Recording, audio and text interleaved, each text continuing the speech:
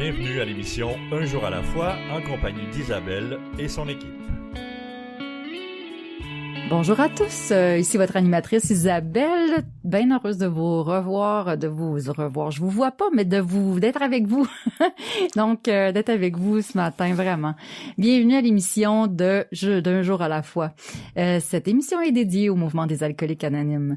Les alcooliques anonymes sont une association de personnes qui partagent entre elles leur expérience, leurs forces et leur espoir dans le but de résoudre leurs problèmes communs et d'aider d'autres alcooliques à se rétablir. Le désir d'arrêter de boire est la seule condition pour devenir membre des AA. Les AA ne demandent ni cotisation ni droit d'entrée, nous nous finançons par nos propres contributions. Les AA ne sont associés à aucune secte, confession religieuse ou politique, à aucun organisme ou établissement, et ils ne désirent s'engager dans aucune controverse. Ils n'endossent et ne contestent aucune cause. Notre but premier est de demeurer abstinent et d'aider d'autres alcooliques à le devenir. Nous recevons aujourd'hui, comme à chaque semaine, un membre de cette fraternité. Notre invité vient nous parler de sa vie, des difficultés de son passé, de son expérience de rétablissement. Vous allez entendre son partage en 4 segments durant notre émission. J'ai le plaisir ce matin de recevoir une membre que je connais pas énormément, mais suffisamment pour l'aimer.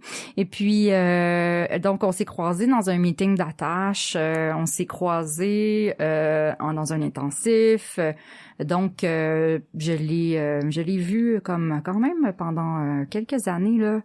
Puis, j'aime beaucoup son énergie, son sourire, sa lumière. Il y a beaucoup de choses que j'aime en elle, puis j'ai bien hâte d'entendre son partage avec vous ce matin. Puis je sais qu'on va passer un beau moment ensemble. Alors, sans plus tarder, je lui passe la parole et c'est Louise.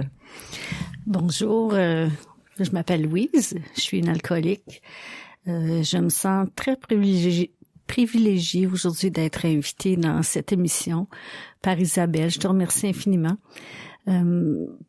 Pour moi, c'est un honneur et un défi à la fois.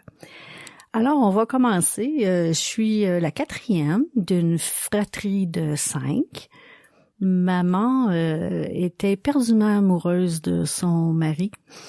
Je dis son mari parce que vous comprendrez tantôt que pour moi, ce n'est qu'un géniteur. Maman, quand on se remet à son époque quand même, elle avait 21 ans à sa première grossesse et sa dernière grossesse, elle a eu 6 grossesses jusqu'à l'âge de 29 ans. Elle a consacré sa vie avant que le père quitte la maison, j'y reviendrai. Elle a consacré sa vie aux enfants, à ses enfants, et c'était ses enfants à elle.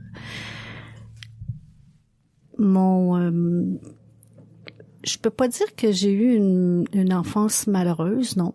J'ai plutôt vécu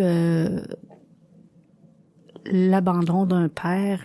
Mon père biologique est un homme alcoolique, qui faisait aussi partie des AA. Bref, on va commencer par le début. Cet homme dont ma mère était éperdument amoureuse a plusieurs conquêtes dans sa vie. C'est un homme coquet, c'est un homme bien mis, c'est un homme qui a la parole très facile, très enjôleur. Donc, il a plusieurs femmes dans sa vie et ça vient aux oreilles de maman, c'est sûr. Et cet homme décide un jour de quitter ma mère avec ses 4 enfants parce qu'elle est enceinte du 5e. Et surprise, sa maîtresse aussi est enceinte en même temps que maman. Maman vit ça très très difficilement. Cet homme quitte la maison et on se voit très très très rarement parce que ma mère, elle, pour elle, tout ce qui lui reste, c'est ses enfants. Et je dis ses enfants avec un S majuscule. C'est comme si ce n'était que les siens. Et elle refuse que cet homme voie ses propres enfants. Pour elle, c'est une déchirure épouvantable. Maintenant, je le comprends, là. Mais donc, c'est comme si on avait été pris en otage d'un sens. Cet homme qui voulait nous voir et que maman refusait totalement qu'on le voie. Mais moi, tout petite, je commence à avoir peur de cet homme, mais en fait, c'est parce que je vois la tristesse de ma mère effondrée par cet homme qu'elle aime tellement, qui a quitté, et qu'elle garde tous ses poussins près d'elle sans vouloir les partager. Moi, j'ai peur de cet homme-là. Mais je sais pas pourquoi j'ai peur de cet homme-là. Cet homme-là est alcoolique, mais je suis trop petite pour comprendre les torts qu'il a fait à ma mère, et j'ai à peine 1 an et demi à l'époque. Là, je me souviens pas, c'est des choses qu'on m'a racontées. Donc, assez vite, j'ai vécu un rejet, un très grand rejet. Et j'ai comme pris sur mes épaules cette tristesse, ce désespoir que ma mère vivait. Et ça, je l'ai compris plus tard, que j'ai voulu être son sauveur à ma mère. J'expliquerai ça un peu plus tard. Je n'en veux pas à cet homme, mais je n'ai jamais voulu le revoir, cet homme, parce que pour moi, ce n'était qu'un géniteur. Et c'était aussi un homme malade, autant que moi. Et plus tard, je me suis rendu compte, en fait, plus tard, non, c'est juste hier. Hier, j'ai dit, avant mon partage de ce matin, tiens, je vais écrire mon histoire. Je l'ai jamais écrite. Je me suis mis à écrire mon histoire hier, chez nous. Et j'ai constaté que finalement, j'ai fait exactement ce que mon père a fait à ma mère. Fou, hein? Pourtant, j'ai 4 ans d'abstinence, et c'est hier que j'ai pris connaissance de ça.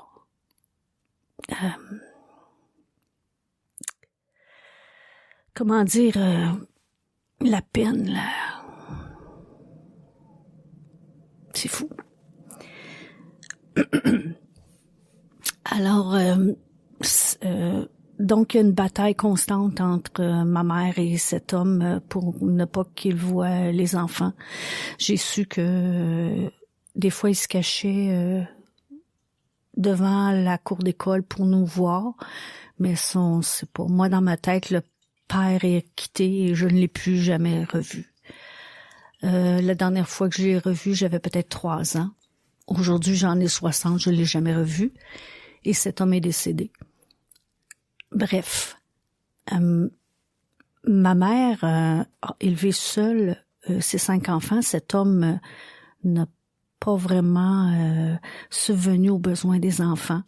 Bref, ce qu'il donnait comme chèque ont été non encaissés pour manque de fonds. Pourquoi je sais ça? Parce que ma mère travaillait dans l'institution financière. Donc, c'est elle les chèques, elle les voyait rebondir. Elle les avait encore même dans une boîte en carton. Mais ma mère, pour moi, c'est une femme extraordinaire. C'est une femme qui a su se relever les manches, qui ne travaillait pas. Quand monsieur est parti, ma mère a trouvé un travail à temps plein. Le soir, elle étudiait en comptabilité et la nuit, elle cousait des cravates. À l'époque, c'était quelques sous par cravate pour pouvoir faire vivre ses 5 enfants, les faire manger et tout ça. Fait que pour moi, cette femme-là, c'est une femme extraordinaire. Donc, tout ça pour dire que plus tard, ma mère, j'ai peut-être 5 ans, à peu près 5 ans, elle a rencontré un homme qui sera mon père adoptif, mon vrai père. Parce que pour moi, un père, c'est pas celui, le géniteur. Pour moi, un papa, c'est celui qui est présent quoi qu'il arrive, que tu sois en santé, pas en santé, heureuse, triste, celui qui est là quand t'en as besoin, c'est ton papa. Alors, cet homme-là est arrivé dans notre vie, un homme extraordinaire. J'ai souvent dit, t'aurais dû faire un prêtre, papa. Il a le cœur sur la main. C'est l'homme qui nous faisait les câlins, puis c'est un homme sans aucune arrière-pensée, quoique vous pouvez, les gens ont quand je parle de ça, ils disent, oh, tout de suite, il y a une anguille sous roche. Non, pas du tout. Du tout. Et là, écoutez, il faut le faire aujourd'hui. Rencontrer une femme avec 5 enfants qui vit seule.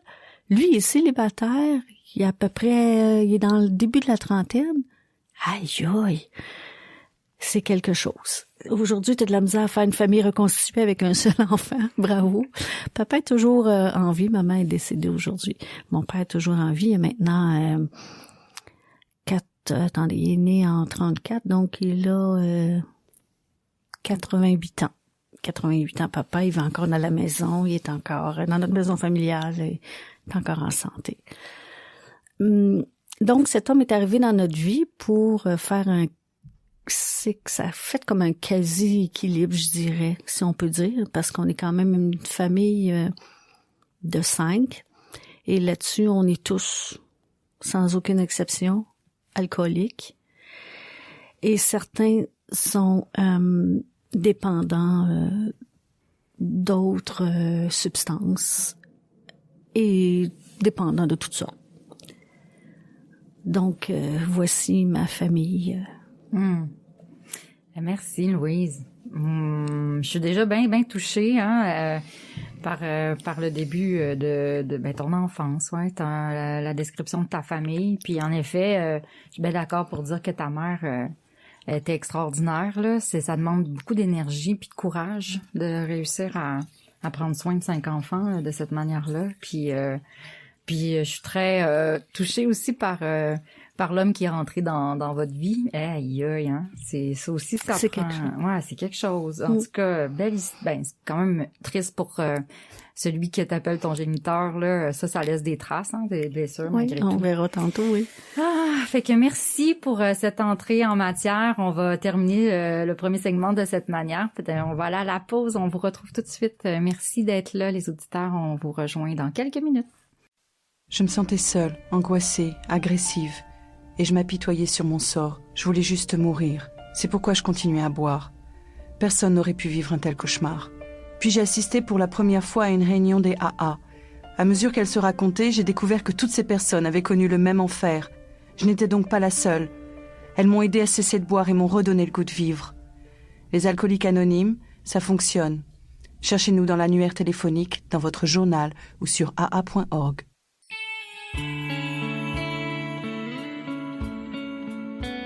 Vous écoutez l'émission Un jour à la fois, en compagnie d'Isabelle et son équipe.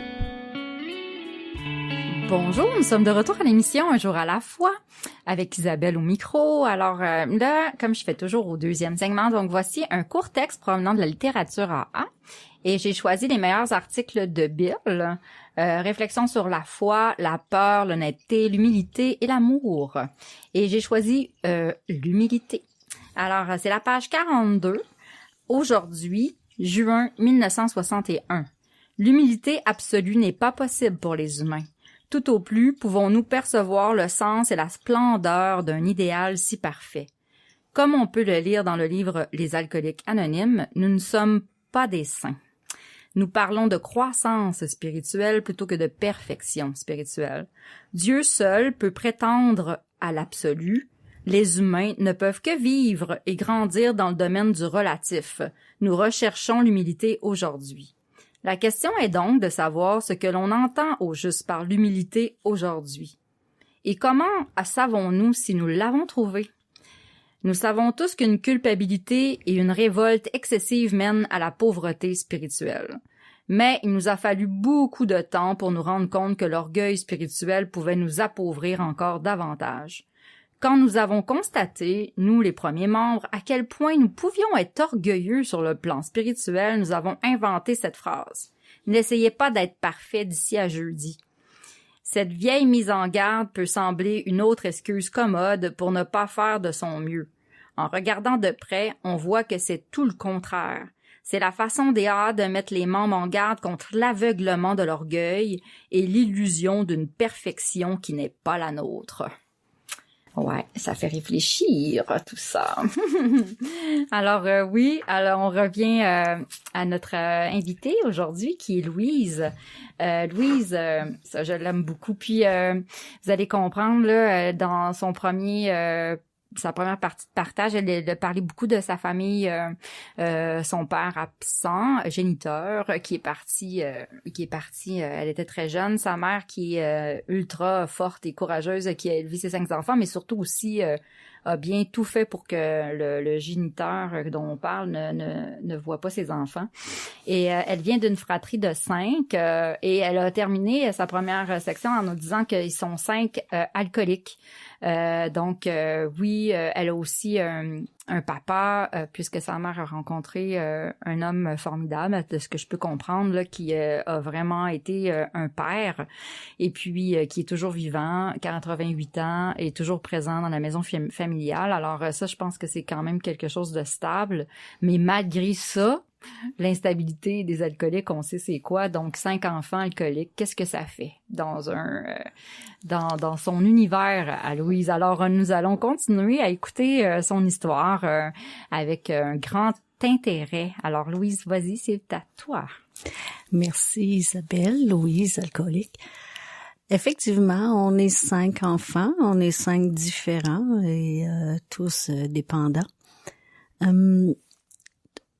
Ma mère n'acceptait pas de pleurs à la maison, autant d'apitoiement.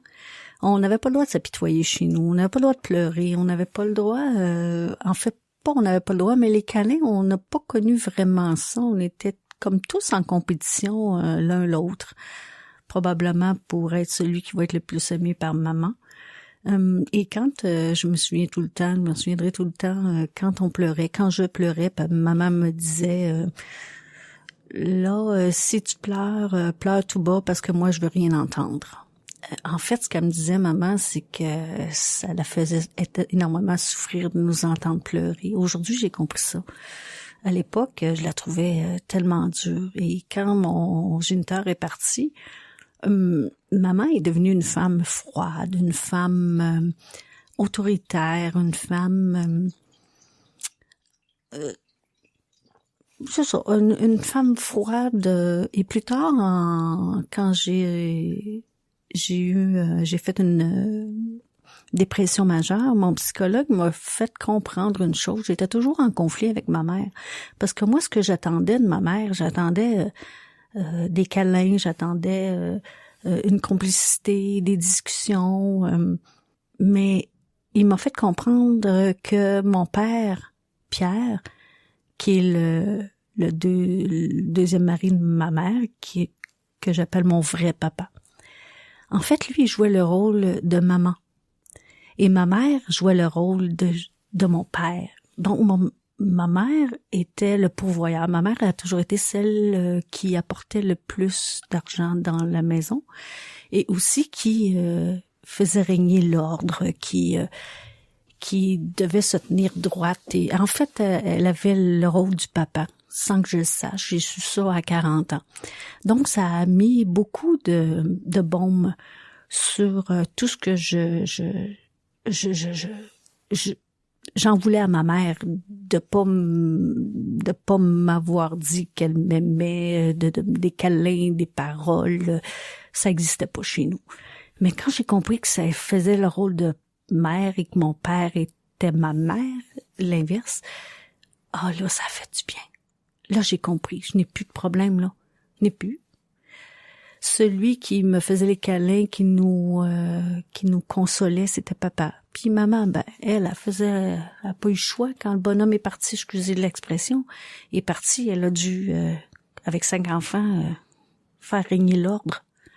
Bon, fait que ce bout-là, c'est réglé, mais c'est réglé à 40 ans. Avant ça, c'est passé bien des choses. Avant ça, donc, quand j'ai connu mon premier mari, j'avais 16 ans. Mais moi, j'avais hâte de sortir de chez nous parce que peut-être j'avais hâte de faire ma propre vie. Donc, je connais, il s'appelle Michel. Je connais Michel à l'âge de 16 ans. À 21 ans, on va se marier. Et c'est pas vrai. À 26 ans, on va se marier. Je vais avoir un fils tant attendu. Et j'ai pas encore beaucoup de problèmes d'alcool. Mon problème d'alcool va arriver plus tard, moi, vers 29 ans. En fait, je dis j'en avais pas. Ben oui, j'en avais, mais je savais pas que j'étais alcoolique. Parce que chez nous, il n'y en avait aucune boisson nulle part. Ça existait pas. On voyait pas de bière, on voyait pas de bouteille de fort, rien. C'était inexistant chez nous. C'était une loi non écrite. Et quand j'ai connu Michel, et à l'âge de 16 ans, le premier Noël, je suis arrivée chez eux. Puis là, il y a plein de bouteilles de fort sur la table. Je dis, aïe, que c'est ça? J'ai comme peur. Puis je comprends pas ma réaction à l'intérieur, mais je suis pas bien, j'ai un malaise, je comprends pas. Puis là, c'était comme bar open, c'était comme on se sert, puis on me demande, Louise, tu veux-tu un verre? Ben non. C'était évident, ben non, je peux pas prendre ça. Mais... En tout cas, fait que là, je trouve ça bizarre, mais je vois bien que c'est du monde bien correct, bien normal.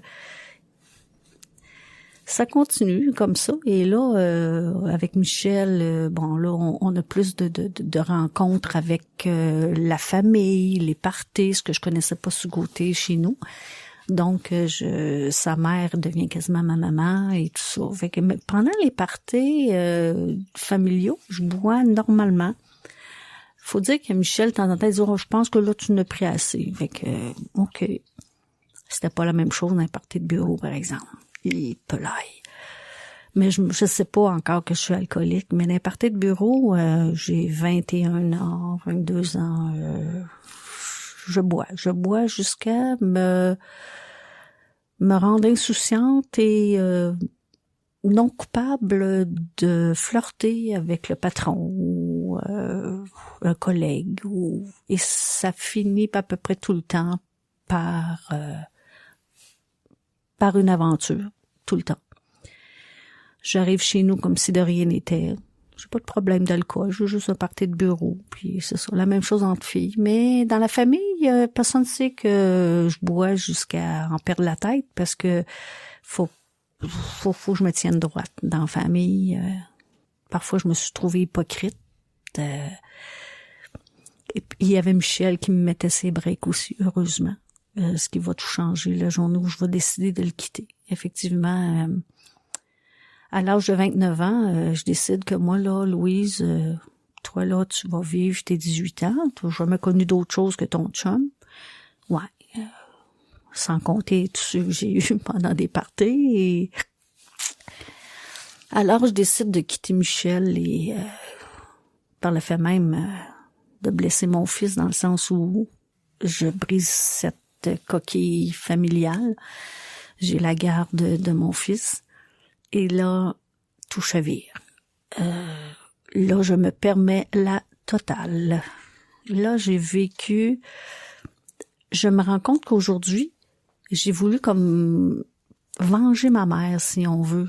Pas tout à fait ça, c'est que dans ma tête, je me disais, là, les gars, là, c'est moi qui va vous avoir et moi, je ne vous rappellerai pas le lendemain.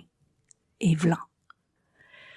Mais dans ma tête d'alcoolique, les gars, ils en seraient juste plus heureux parce que c'est tout ce qu'ils veulent. Jusqu'au jour où il y en a un qui, lui, est tombé en amour avec moi. Il m'a appelé. Tu peux pas me faire ça, pas me rappeler, puis hey, t'es qui, toi? Et, non, je te rappelle pas, on a eu du fun. Et oui, ça se peut. Ça se peut des garçons qui ont le cœur à bonne place.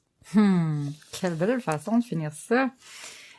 On en parlait tout à l'heure dans la pause, justement, des rapports hommes-femmes. Puis, ouais, c'est pas toujours facile de comprendre comment entrer en relation, puis comment conserver une relation, puis comment on peut gérer toutes ces émotions-là, puis notre perception des choses. En tout cas, il y a beaucoup de choses là-dedans. Puis je pense que Louise, ça vient de nous mettre aussi encore au parfum de ça.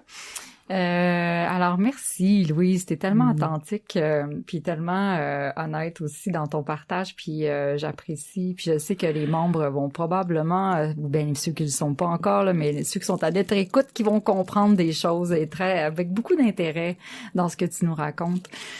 Alors ben merci encore d'être là avec nous, puis on va aller à la pause, surtout restez là, nous revenons tout de suite. Comme une force de la nature, l'alcool commence à détruire notre monde. Le chaos nous envahit. Nous perdons le contrôle de notre vie. Mais on peut arrêter la tempête. Les alcooliques anonymes peuvent nous aider à traverser la tempête un jour à la fois. Dans les jours sombres, il y a de l'espoir. Il y a les alcooliques anonymes. Si l'alcool est devenu un problème dans votre vie, nous sommes dans l'annuaire téléphonique et sur le site aa.org. Les alcooliques anonymes, nous pouvons aider.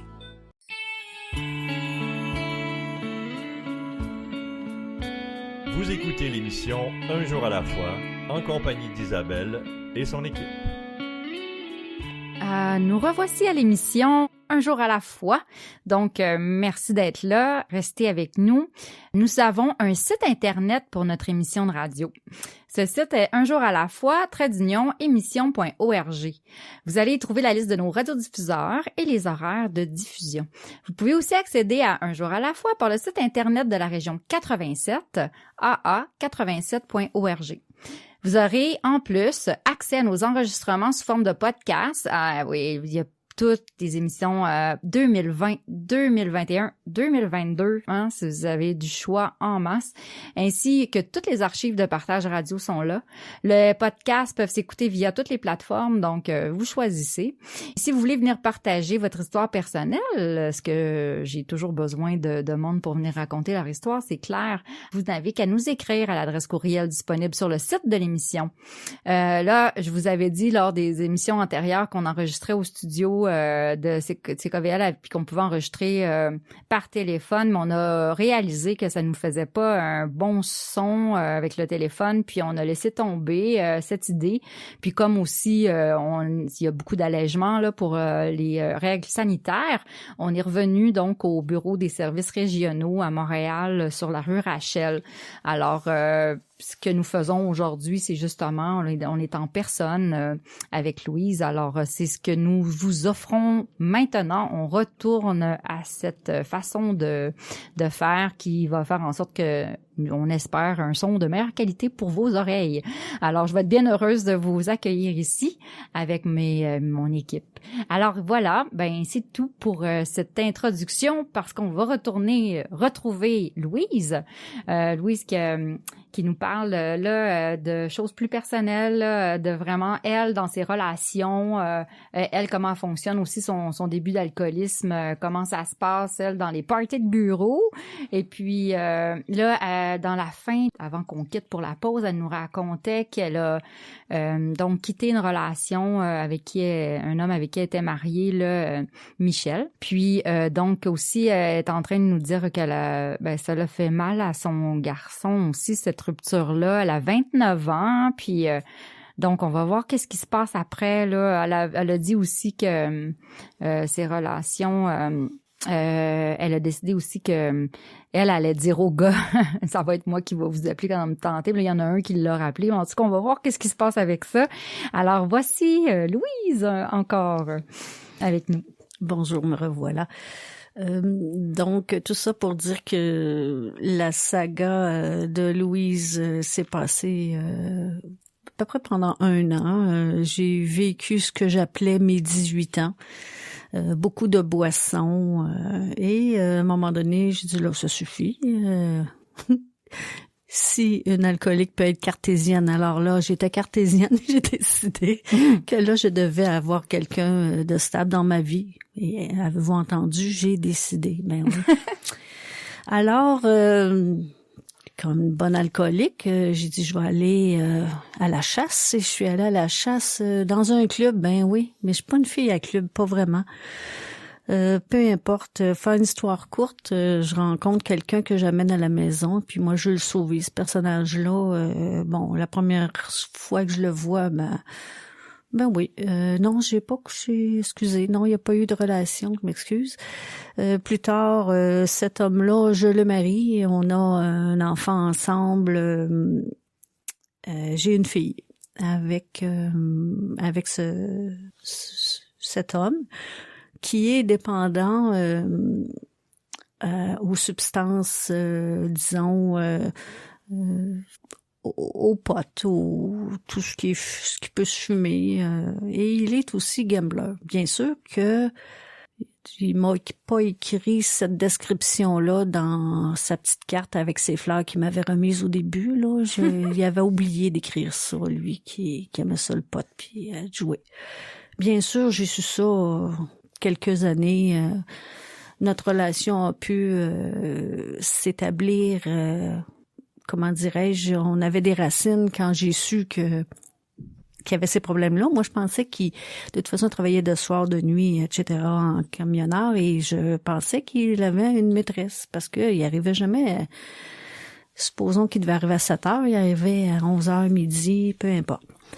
Et moi, pendant tout ce temps-là, depuis que j'ai quitté Michel, je prenais de la boisson quand les enfants étaient couchés. Je m'assurais que les enfants manquaient de rien. Et moi, en perfectionniste que je suis, il n'était pas question que chez nous, les enfants mangent des croquettes congelées ou peu importe ce qui est déjà pré-cuit, pré-fait. Non. Moi, je fais ma confiture, je fais mon croton, je fais mes pâtés. Moi, je fais tout. Et sûrement, il faut que la maison soit très propre. Alors, je lave mes planchers à tous les jours. Bravo, ma grande. Et quand tout le monde est couché, quand mes enfants ont mangé, j'ai travaillé naturellement toute la journée, j'ai nourri les enfants, je les ai couchés, et bien là, c'est mon temps à moi. Je sors ma bouteille et je m'installe. En dernier, je prenais plus de verre, là. Je prenais pratiquement la bouteille. Jusqu'à ce que je m'endorme, en fait, jusqu'à ce que j'aie un blackout, c'est sûr. Sur mon fauteuil dans le sous-sol, j'avais un blackout. Puis je pensais que personne ne savait. Le lendemain, je me levais et malheureusement, je n'ai pas connu ça, moi, des maux de tête, des maux de cœur, Non, moi, il en rentrait beaucoup dans ce petit corps. Alors, la journée recommençait. Mon conjoint de l'époque, lui, travaillait de soir, donc il voyait pas si je buvais, puis combien j'en buvais. Puis de toute façon, s'il avait fallu qu'il me dise que je buvais trop, j'aurais dit, ben là, quand t'arrêteras de fumer, toi, puis d'aller jouer dans la machine, ben j'arrêterai de boire. Mais c'est bien sûr qu'à un moment donné, vers l'âge de 40 ans, j'étais plus capable. J'ai fait une dépression majeure. J'ai arrêté de boire à ce moment-là en décembre. Et la dépression majeure m'a frappée en plein front. J'ai arrêté de travailler pendant 10 mois. J'ai été 1 an et demi abstinente. Et mon psychologue me disait, tu devrais aller voir Léa. T'es-tu malade? Moi, aller voir Léa? J'ai assez de mes problèmes moi-même sans aller entendre ceux des autres. Et mon Dieu. Puis je comprenais pas que mon psy me dise, allez voir des c'est quoi ça? Je te paye, toi, mon psy, pour m'aider. J'aime mieux faire ça tout seul avec toi. Alors, après 1 an et demi, il y a un beach party chez une de mes amies, puis tout le monde est bien du fun, puis moi, j'ai ma petite bière. J'avais pris une petite bière sans alcool. Vous imaginez bien que cette soirée-là a pas fini avec une petite bière sans alcool. Non, tout y a passé. Tout. La 0.5, après ça, la bière, après ça, de la boisson, puis bien d'autres choses qu'on se met ailleurs que dans la bouche. Donc, et là, ça a repris, ma rechute a duré 16 ans. Oui. 16 ans. Je vous épargne tout ce que j'ai pu vivre parce que entre ça, il y a eu la mort de Michel, mon conjoint, le père de mon fils, qui est mort subitement à l'âge de 54 ans, 12 jours avant sa retraite. Sa retraite était signée pour le 1er mars et le 16 avril, il est décédé d'une hémorragie cérébrale. Et on a heureusement donné ses organes qu'on a pu donner. Mais là, j'ai revécu mon divorce, ma culpabilité. Et je me suis dit, en fait, celui que j'ai aimé le plus dans ma vie, c'est lui. C'est facile à dire, ça, c'est super facile à dire. Il est décédé aujourd'hui. Mais en tout cas, c'est ça que j'ai vécu. Et là, j'ai revécu le bas fond. Là, l'enfer commence. Je bois de plus en plus. Je m'en veux. Je m'haïs. J'ai dit juste au bon Dieu, je te remercie tellement. J'ai pu y demander pardon avant qu'il meure parce que 1 an ou 2 avant, pour notre fils, on a dû aller à la cour pour une cause à mon fils personnel. Et cette fois-là, j'ai demandé pardon à Michel. J'ai dit, pardonne-moi pour tout ce que j'ai fait, même si je n'avais jamais verbalisé tout ce que j'ai fait. Je sais qu'il sait. Alors, quand il est décédé, j'ai tout revécu ça. Le mal que j'ai fait à mon fils, à lui qui m'aimait tellement, mais tellement. Et j'étais à cette époque-là avec un conjoint qui était alcoolique. Et il comprenait pas ça, que je vivais un deuil épouvantable. Mais je pouvais pas le montrer que je vivais un deuil épouvantable. Écoute, ça faisait, je sais pas, moins 20 ans que j'étais plus avec Michel, mais on avait une relation exceptionnelle toutes les deux. On était restés très amis, puis quand je quittais pour des vacances, il gardait mon chien, etc., etc. Quand il y avait quelque chose pour mon fils Simon, on s'assoyait toujours à 3. On a toujours été en très bon contact. Mais là, je revis le divorce, ma culpabilité, je me répète. Et je bois de plus en plus. L'année d'après, c'est mon frère qui est décédé. Presque 1 an jour pour jour. Mon frère, le 3e, qui était héroïnomane. Et lui, c'est une histoire qui me concerne parce que j'ai dû le faire l'expulser de chez mes parents parce que ma mère me l'a demandé, elle était hospitalisée, puis elle m'a demandé pourrais-tu t'en occuper puis l'expulser, je suis pas capable de revenir à la maison s'il est encore là, il avait 50 ans, il restait encore chez mes parents. Et j'ai dû le faire expulser pour ce faire, bon, il a fallu passer par la police, etc., etc. Je vous épargne le reste. Mon frère s'est retrouvé dans la rue. Et à 54 ans, lui aussi, est mort de son corps relâché, si vous voulez. Mais moi et ma sœur, les travailleurs sociaux nous ont rejoints, et moi et ma sœur, on s'est promis qu'il ne mourrait pas seul. Alors, on a passé des nuits. Chacune de notre tour, moi, je passais les nuits assise dans sa chambre pour ne pas qu'il meure seul. Ma sœur venait me relayer le jour. C'est ce que j'ai vécu à peine 1 année. Et Caroline, non, c'est 2 énormes deuils à vivre en si peu de temps. En plus, avec l'hypersensibilité d'un alcoolique, comment qu'on vit les émotions fortement, ça a dû être toute qu'une affaire à vivre. Je suis exactement sans mots. Alors là-dessus, je vais vous laisser mes amis à l'autre bout qui nous écoutent. Je vous laisse là-dessus pour aller à la pause. Je vais rester dans ma réflexion. Je vais rester là où ce que je suis en ce moment. Ouais. Merci. À tantôt. Si l'alcool a perdu de son charme pour toi et si tu ne peux pas arrêter de boire, j'ai fait quelque chose et ma vie a changé. J'ai maintenant des amis qui m'acceptent pour ce que je suis. Nous sommes dans l'annuaire téléphonique, votre journal local ou sur le web. Les alcooliques anonymes.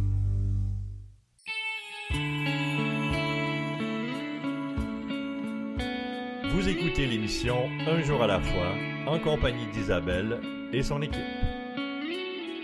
Nous sommes de retour à l'émission Un jour à la fois. Alors, si vous souhaitez en apprendre davantage sur le mouvement des alcooliques anonymes, allez consulter le site officiel des alcooliques anonymes du Québec sur aa-québec.org. Ce site contient une foule d'informations sur cette grande fraternité. Entre autres, si tu ressens le besoin de parler, nous avons la ligne d'aide téléphonique de ta région, là, au travers le Québec, et puis appelle, il y a quelqu'un pour t'aider, t'écouter. Souvent, c'est la porte d'entrée aussi pour aller faire un meeting ou connaître qu'est-ce qui se passe, ou même juste parler, là, ça peut être juste ça aussi. Il y a quelqu'un pour t'écouter. Alors aussi, les réunions, on parle de meetings ici, là, sont toutes là. On a le site qui permet de voir aussi qu'il y a des réunions sur Zoom, il y a des réunions en personne, il y a des réunions par téléphone, il y a plusieurs façons donc de contacter Alcooliques Anonymes ou bien de juste assister à un meeting. Nous retrouvons Louise. Je vais lui céder la parole assez rapidement puisque c'est notre dernier segment. Je l'aurais écouté toute la journée. C'est ça, pis c'est vrai en plus. Alors là, c'est elle nous a conté quelque chose quand même un grand je dirais comme trauma. Sûrement que c'est traumatisant là de perdre 2 personnes importantes dans sa vie en si peu de temps, aussi jeunes, 54 ans là, les 2, son frère et son ex-mari, et puis 2 personnes significatives quand même. Ça l'a bouleversé beaucoup de choses, je crois. Et puis bon, on va aller voir aussi son rétablissement, son entrée avec nous, Alcooliques Anonymes, et puis finir ça en beauté avec Louise. Alors vas-y, ma chère. Bonjour. Donc, après avoir vécu ces tsunamis, bien sûr, je me suis enfoncée de plus en plus. J'ai eu une séparation, j'ai vécu seule, j'ai tout perdu, j'ai fait une proposition de consommateur, bref. Le 30 décembre 2017, j'en peux plus, donc j'ai des médicaments à la maison, toutes sortes de médicaments, et je prends une poignée et je vais me coucher. Bien sûr, après avoir bu une bonne bouteille de vin, peut-être 2 même, je peux pas vous dire, je sais pas. Mais à mon grand malheur, et merci mon Dieu, je me suis réveillée le lendemain matin. Mais là, la peur de moi-même, je sais pas si ça vous est déjà arrivé, là, mais c'est la plus grande peur que j'ai eue. Quand tu dis que t'as peur de toi-même, je peux pas me sauver de moi-même, là. Qu'est-ce que je fais? Mon Dieu, fais quelque chose, je suis plus capable. J'avais un fond de bouteille, bien sûr, je l'ai bu. Ça a été le 31 janvier, le lendemain de ma tentative, la dernière fois où j'ai pris un verre. Le 31 décembre, 2017. Le 1er janvier 2018, j'ai fait un pacte avec ce que je croyais pas être le mon Dieu, là. Parce que moi, le mon Dieu, j'étais même plus forte que lui. Voyons, non, le mon Dieu. J'ai qui ça, lui? J'ai-tu d'abord vraiment? Maintenant, je peux vous dire merci, mon Dieu, oui. Qui que ce soit pour vous, quoi que ce soit pour vous, quelque chose de plus fort, quelque chose en quoi vous croyez, peu importe ce que c'est, ça nous donne vraiment des ailes, ça nous donne vraiment de l'espoir, ça nous donne l'envie de continuer, la force de continuer. Alors, je vis ma sobriété seule. Bien sûr, je le dis à personne. Hey, moi, je suis faite forte, je suis capable, seule. Ça a duré presque 11 mois tout seul. Ma sœur, qui est aussi membre, me harcèle. Je trouve ça drôle maintenant. Elle me harcèle. Je sais pas combien de fois qu'elle m'a appelé. Louise, viens donc avec nous autres, viens voir un meeting. T'es-tu malade? Penses-tu m'aller voir Léa? Pas en plus avec votre bon Dieu. Puis là, vous allez me donner une Bible, puis je vais avoir ça dans mes mains. Je veux rien savoir du bon Dieu. Viens donc, Louise. Mais en fait, j'avais peur de ce que... Je sais pas. Je suis allée. Bon, en novembre, je suis allée après 11 mois d'abstinence tout seul. Je suis allée et là, je me suis effondrée. J'ai rencontré des gens qui sont comme moi. On est toutes des pas pareils, on dit souvent ça, hein. Mais je me suis sentie chez nous. Je dis, tabarnouche, je suis pas toute seule. Il y en avait de tous les âges, de tous les couleurs, de tous les grosseurs. Caroline, je suis rendue chez nous. Vous dire le bien que ça me fait, pas la première journée, c'est bien sûr, j'étais ben trop sur le gros nerf. Mon Dieu que ça m'a fait du bien. J'ai une tonne de briques s'est enlevée de mes épaules et bien sûr, j'ai continué à assister aux rencontres. Plus tard, je me suis impliquée. J'ai fait le café des mois, 2-3 mois, j'ai fait du café. Je me suis impliquée dans un autre groupe. J'étais dans la conscience de groupe. J'ai été secrétaire. J'ai fait l'étude du gros livre sur le web. J'ai enfin trouvé mon encre, je dirais. Vraiment. On peut discuter. Des fois, on finit même pas nos phrases puis on se comprend. On comprend notre folie. On comprend nos forces, pas juste nos faiblesses, parce que nos faiblesses parfois sont des forces et nos forces sont parfois des faiblesses. Mais moi, je vais parler pour moi, tout est dans l'excès. J'aime. Et j'haïs. Mais ça, j'aime pas ça. C'est un mot que je déteste. Maintenant, j'apprends l'acceptation. J'apprends de prendre un respire avant de témoigner, de juger, de réagir. Parce que j'ai la réaction facile, j'ai la réaction du tac au tac. Mais là, je réussis pas tout le temps, c'est bien certain. Mais j'aimerais ça être parfaite. Et c'est pas facile. Je prends un recul. Juste le fait de prendre un recul de quelques secondes avant de dire quelque chose. Ou de faire combien de fois dans une journée je peux faire la prière de la sérénité. Mon Dieu, donnez-moi l'ex. Je sais pas combien de fois par jour je le fais. Mais le temps que je fais ça, je réagis pas comme ma réaction est modifiée. Merci. Et le mouvement, sans vous, je serais plus là, c'est certain. Et on dit souvent, il faut se libérer de nos peurs. Mais moi, c'est drôle, mais j'ai pas le goût de me libérer de cette peur-là de retomber. Parce que quand je suis retombée après 1 an et demi d'abstinence, ça a duré 16 ans, et ce fut foudroyant. Puis là, si je retombe, il n'y aura pas de revenez-y. J'ai peur. J'ai encore peur. Parfois, j'ai encore soif. Mais ça dure quelques secondes. Je fais mes lectures. J'aime beaucoup faire mes lectures le matin. Je parle à ma sœur, pas juste ma sœur, qui est ma marraine aussi. Puis je remercie la vie. Je remercie le bon Dieu, peu importe comment vous l'appelez, qui que ce soit. Merci pour cette journée. Merci, j'ai pas encore bu. Merci. Merci pour ces beaux oiseaux dehors. Quand je vois un oiseau, je dis « Salut mon beau pit-pit, salut mon petit pipi ». Les arbres, la couleur. Il y a des nuages, sont gris, mais regarde le rose qu'il y a, le mauve. Mon Dieu que c'est beau. C'est beau. Merci. Merci. Je remercierai jamais assez. Et je fais des intensifs régulièrement, 4 à 5 par année. Des intensifs, c'est des rencontres, ça le dit, intensifs, qui durent une fin de semaine. Et ça me remet sur pied. On fait des ateliers. Bien sûr, pendant le COVID, j'ai pas fait de réunion et j'aimais pas vraiment le Zoom, mais là, je m'y remets. J'ai fait l'étude du Go Livre par Zoom et là, je recommence mes présences dans des meetings. Ça me manquait. Le contact des gens, j'en ai besoin. J'ai besoin de voir des gens comme moi. Voilà. Louise, alcoolique. Oh, Louise. Ouais, en tout cas, c'est... je sais pas si tu peux nous dire aussi maintenant de quelle manière tu vis pour être... comme, tu sais, d'être dans le programme présentement, tu dis que tu as recommencé à faire du meeting en présentiel, tu as fait le gros livre, puis là, tu as 4 ans d'abstinence. Ouais. Mettons, en quelques phrases, là, mais tu sais, quand même, là, présentement, comment tu vis ça, toi, le programme, vu que tu as fait les étapes, tout ça? Tantôt, tu m'as confié, tu disais, moi, au début, j'ai pensé faire les étapes, check, là, je les ai toutes lues, je les ai toutes répondues, puis ça t'a fini là. Puis là, ben, comment tu les vis maintenant? C'est comment que ça a changé pour toi? C'est ça. Au début, quand on m'a dit, Louise, il y a des étapes dans le mouvement. Ah oui, combien il y en a? Il y en a 12. Ah, ouais, OK. Je peux savoir les feuilles? Je vais y répondre aux 12. Ils ont dit, ben non, Louis, ça marche pas de même. Comment ça marche pas de même? Moi, là, donne-moi-les, je vais te répondre. Je vais répondre aux 12, puis c'est petit get up, merci, bonsoir. Non. C'est toute ta vie qu'il va falloir que tu travailles. C'est quoi ça, des étapes? Ben, des étapes, c'est de travailler sur toi-même. C'est, ah ouais. Et puis là, comme la première étape, entre autres, tu sais, qui dit que t'en es un petit peu. En tout cas, qu'on est alcoolique et tout ça, oui, je sais que je suis alcoolique, mais j'avais jamais...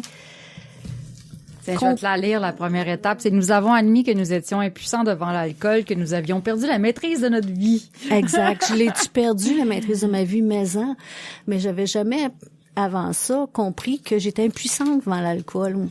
Tu sais...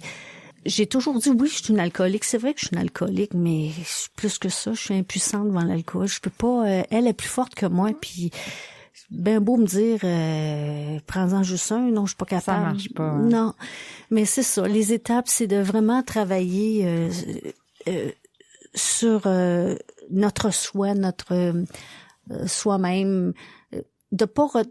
Moi, ce que j'en comprends aussi, la rancœur, ça fait juste me gurger par en dedans. J'ai avant la COVID, je m'étais inscrite à un atelier pour faire ma 4e et ma 5e. Et le COVID, la pandémie est arrivée. Mais j'ai ça à travailler, c'est bien sûr.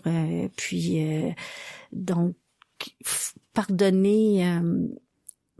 Me pardonner d'abord, c'est ce que je trouve le plus difficile. Me pardonner d'abord. Merci.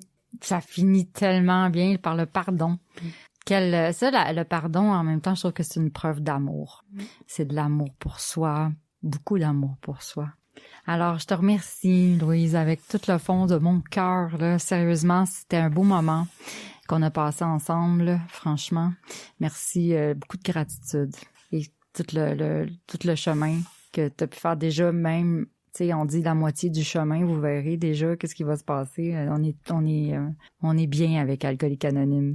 Alors, je tiens à remercier aussi tous les participants à l'émission, mon ami Yvon à côté de moi qui est à la console, nos auditeurs, l'équipe, et puis les collaborateurs et les radiodiffuseurs. Merci beaucoup. Je suis votre animatrice Isabelle et puis je vous souhaite une très, très belle semaine. À bientôt.